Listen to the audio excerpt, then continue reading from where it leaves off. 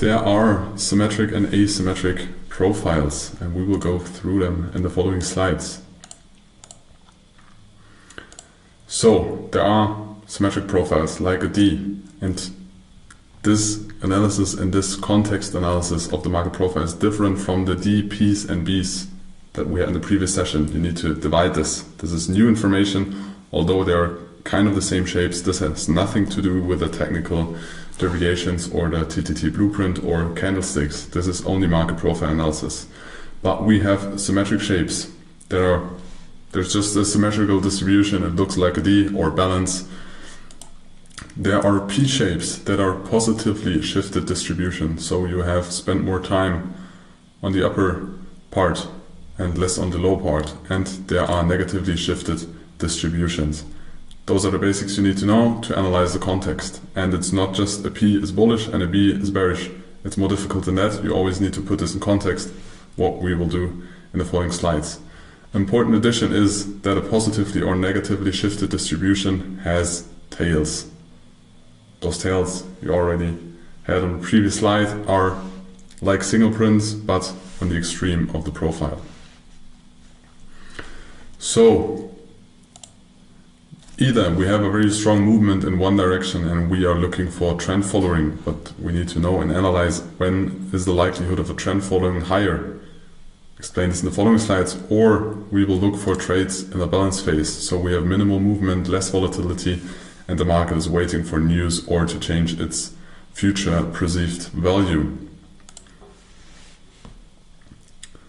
So, as I said, the P is different from the deviation, but as you can see in the following screenshots, there is always volume and market profile inside because we combine them both.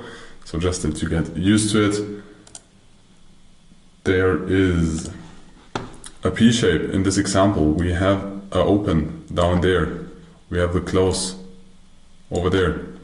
And in the first initial balance, so the first trading hour in this case, because it's a daily profile, we have a strong push to the upside, and then we establish a balance on the top. So we have a P profile or a P-shaped profile. And yes, the market profiles very often overlap with the volume profile structures, but things like buying or selling tails you can see way better and stronger in the market profile. So, a P-shape indicates strength in an uptrend or long positions getting closed, because you have players that are long in the market. If you are generally coming from an uptrend and you have a P-shape like this, the likelihood of long positions getting closed is very high. In a downtrend, a P-shape, so if you're getting a P-shape in a downtrend, so you have a downtrend like this, and then you get a P-shape, the likelihood of this being short covering is very high. So you have a lot of positions, and positions are in profit, or they have trading stop losses, and now they close their positions or they get stopped out with a trading stop loss.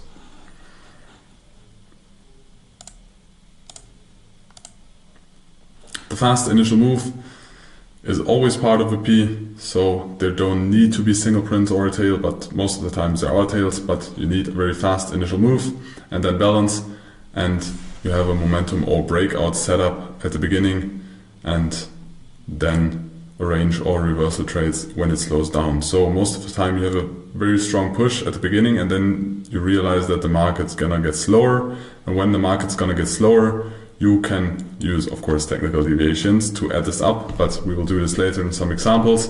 But then you look for range trades.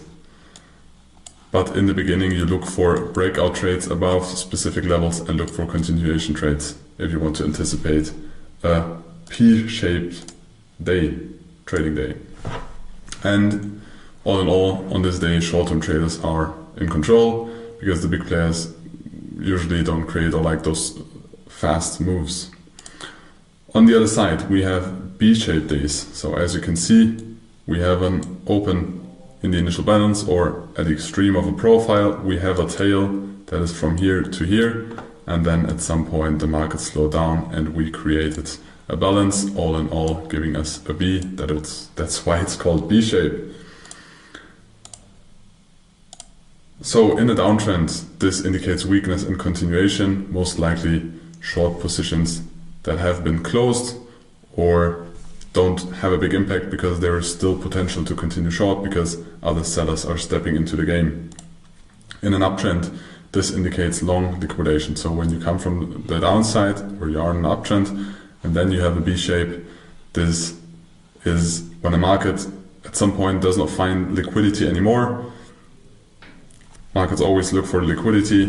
Those longs get liquidated because another big market player steps into the game, or there are just no buyers anymore, and then longs get liquidated or close their position or get closed out.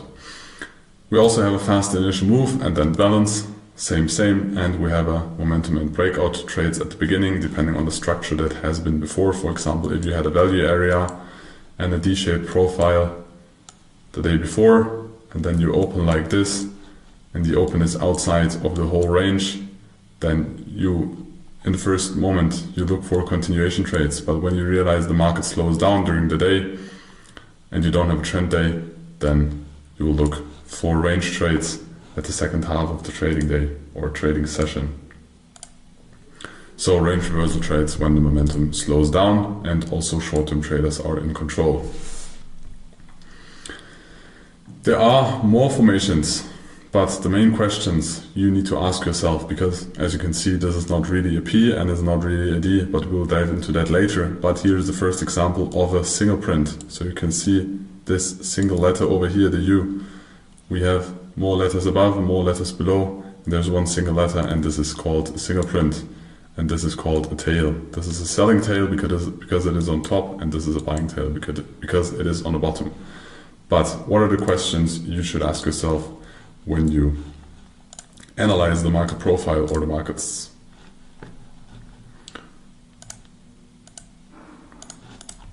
First, what is the market doing? Is it an uptrend? Is it a downtrend? Is there a long liquidation or short covering? Where is the location? Where is the open? Then how strong is the conviction? There are different strengths of profile. We will now go through different variations or different setups, different to the P and B shape, and that give you an indication on the previous days how strong is the conviction of what the market is doing. Is it more like, yeah, it's just hanging around, or is it a strong conviction and maybe the creation of a trend? And who is in control? So are the big players or are the short-term players in control? There are some profiles where it is clear that there are no big players currently in the game. So who is in control?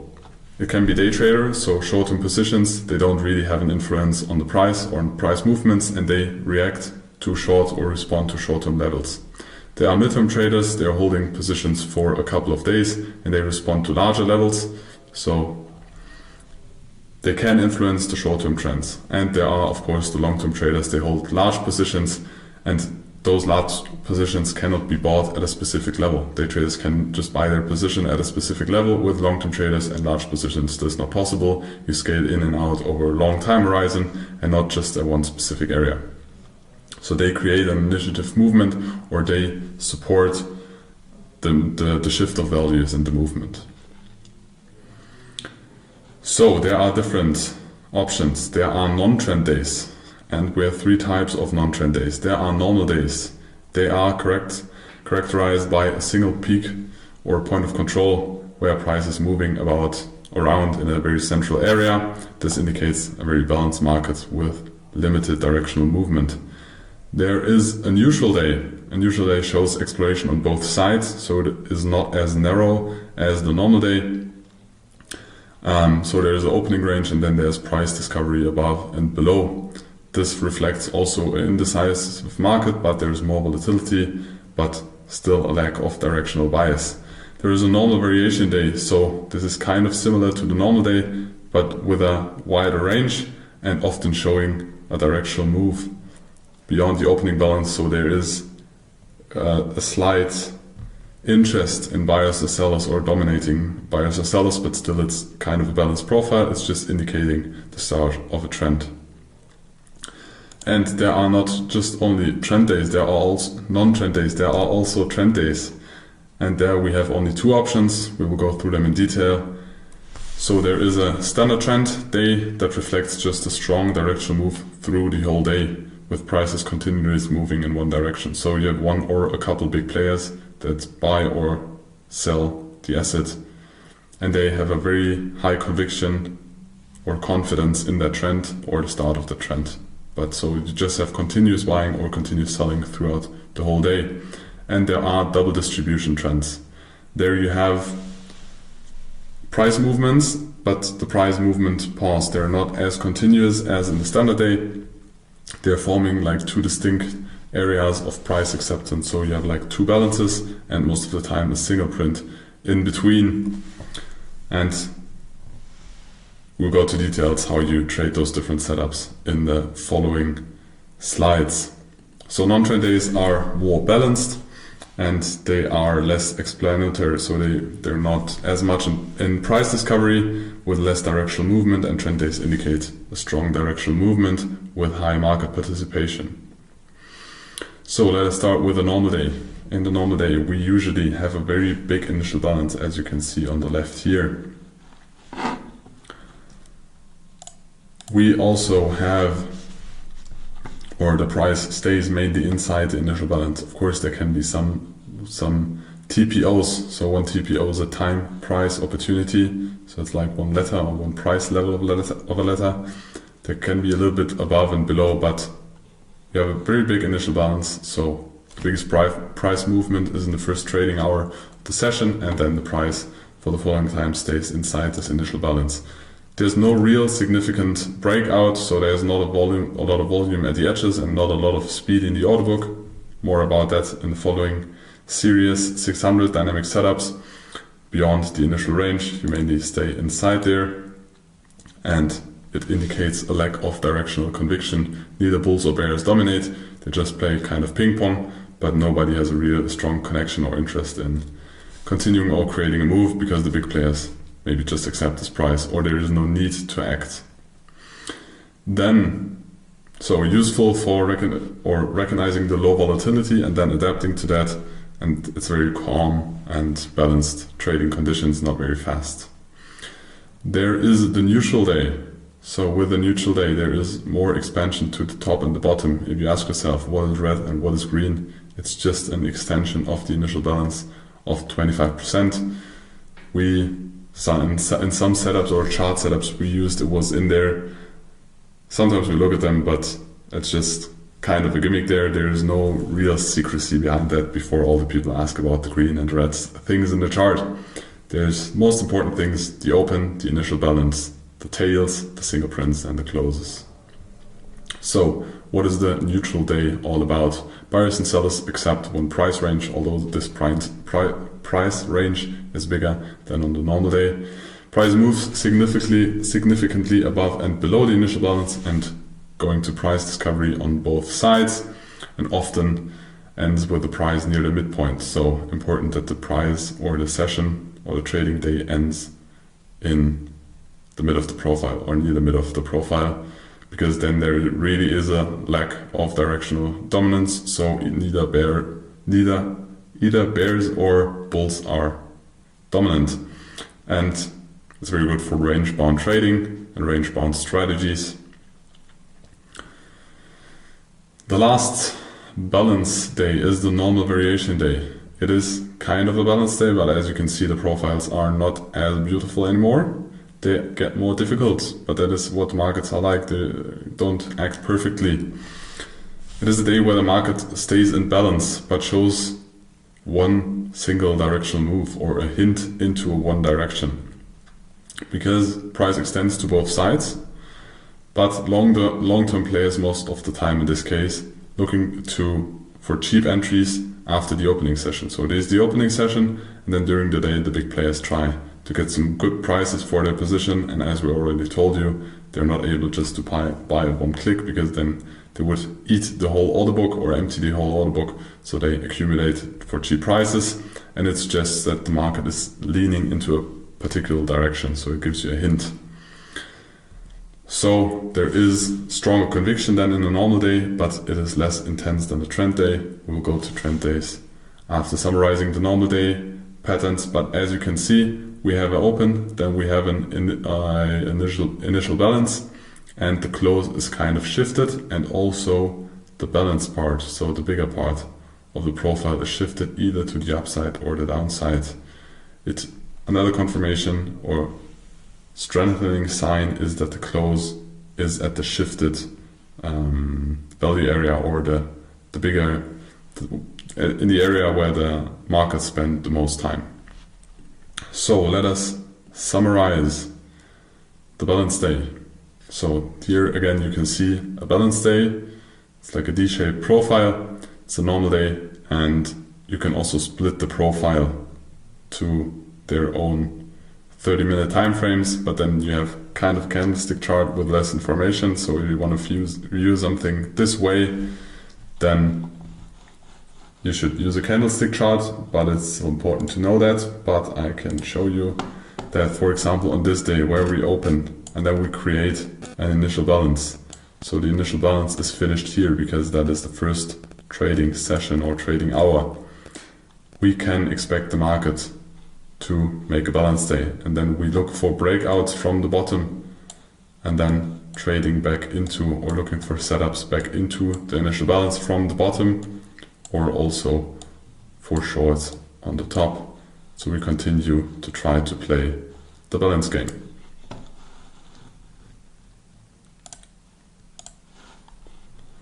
But in this case, for example, you can also see that the close is not directly in the middle of the profile. It would be more beautiful if the close would be somewhere around this range.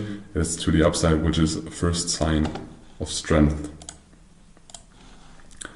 But let us summarize the balanced day. The definition of a balanced day is a day where price remains in a narrow range and showing balanced trading without a strong directional bias. Yes, there is price discovery, but strong directional bias is a trend day and really one side of the market dominating. The initial balance typically, or price stays close to the opening range throughout the day, as we can see in this example. It doesn't go far away, and the point of control is most of the time located near the center of the range, with high trading volume in addition at this level. And the volume profile is heavily concentrated around the POC or the BPOC, with lower volume near the edges, so you have a typical D-shaped profile. Market behavior indicates equilibrium between buyers and sellers. Nobody dominates, everybody just steps into price discovery, but it does not last. And volatility is kind of low, markets lack conviction, or they just accept the fair prices, and there are no strong moves in either direction. When you have D-shapes, the market's kind of boring. Of course, you can trade balance, and it can be a very good strategy, but most traders I know, they prefer some action. But how do we value the strength of a trend, and if we accept balance and sideways movement, or if we look for a trend? Very important question for that you need to ask yourself is, how strong are the overlaps? So for example, in this example you can see it doesn't matter what value area you take, but the biggest distribution of this profile is in that area. On the following day, although we opened above, it is kind of the same. So the overlap of those two areas are kind of big. We will give you some rules when you can merge those profiles, so you can add them together to one profile, because there is no real new information. This whole profile even is in the absolute range of this profile, so you can merge them, but it is a sign of a strong accumulation area. If the value area, or yes, the area where the market spent the most time or traded the most volume, which are most of the time the same, shift, so you can see here that there is a downshift and they don't overlap that strong anymore. This is a sign of continuation down. When they start to overlap again, as you can see here, 25% of this area is in the previous area, it is a sign of a trend weakening. So if this happens more and more, the trend is likely to weaken. For example, in this example, we have a nearly 80% overlap of the value areas in this case, and we have a strong close above and in the previous value area.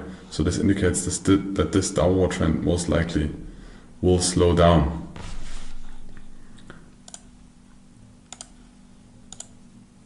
More overlaps, as I just told, are indicating a weakening trend, and you can merge when the value area overlaps and the close is inside the previous day. Those are the basic rules.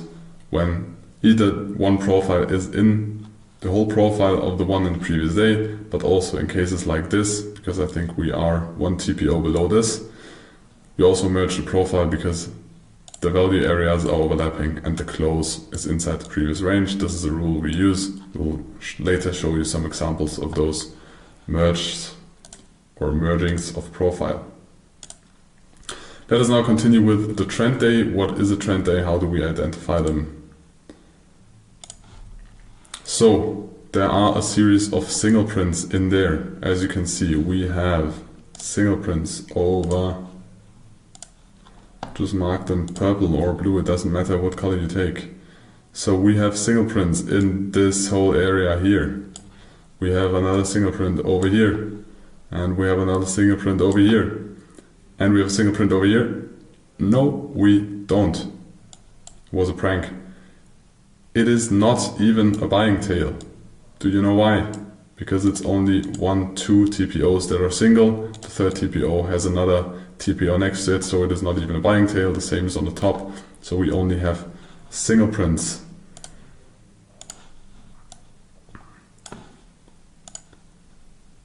On the side to the right, you can see the normal price action. So this is the price action of that day. And you can see that the single prints very often are in the areas where the price moves very fast. Some people call it imbalance. You can call it whatever you want. We call it in the market profile space, we call it single prints. And those are very interesting price levels or areas. Because single prints for us on a trend day are very often entry opportunities. So when we have a trend day, in this case, we have a trend day to the downside. And this price action did not happen. And we have single prints. So we opened here, we have a small initial balance. We break out of this initial balance with a very strong move. You can see the 1.5 hour in this session is a very strong price movement. And then we start to accumulate. We check for entries at the single print. You see here was the D profile, and the most or the highest single print would have been here, and there's the E letter. So we look for entries here to the downside. Furthermore, there is the next strong push of F, and then we started to accumulate, and then we look for entries in the single print area to a further continuation downwards. Same here with the P shape. We will look for entries here to the downside so we can scale into a trend day.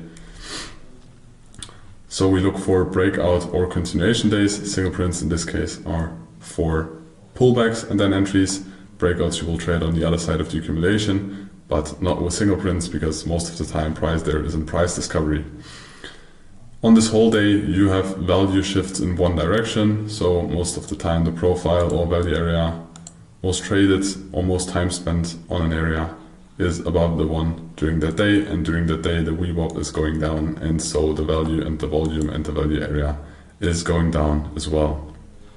In this case the trend is your friend and you never want to be against the trend on a day like this. The other possibility of a trend day is a double distribution. So in a double distribution you always need to have single prints in the middle. No, you don't need 3, 1 is enough, but you have a single print in the middle, and then you have some accumulation above and you have some accumulation below.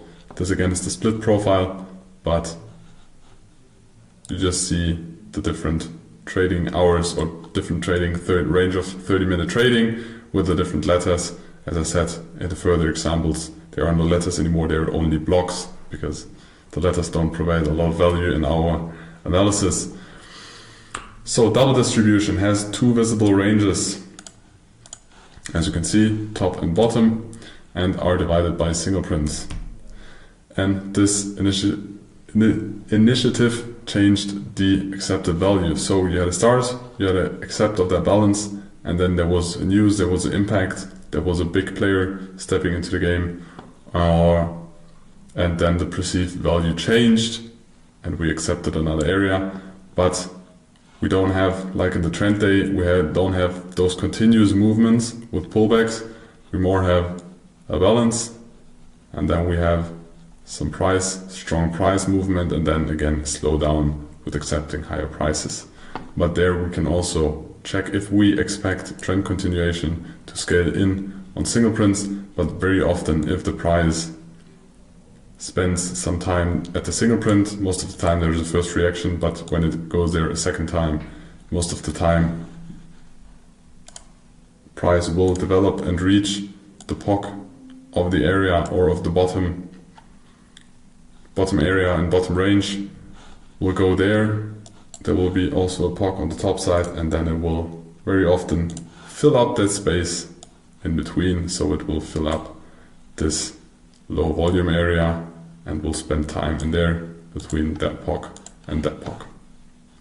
So now you know the different profiles of trend and balance days. Now we will continue with different market openings and how you read them out of the market profile.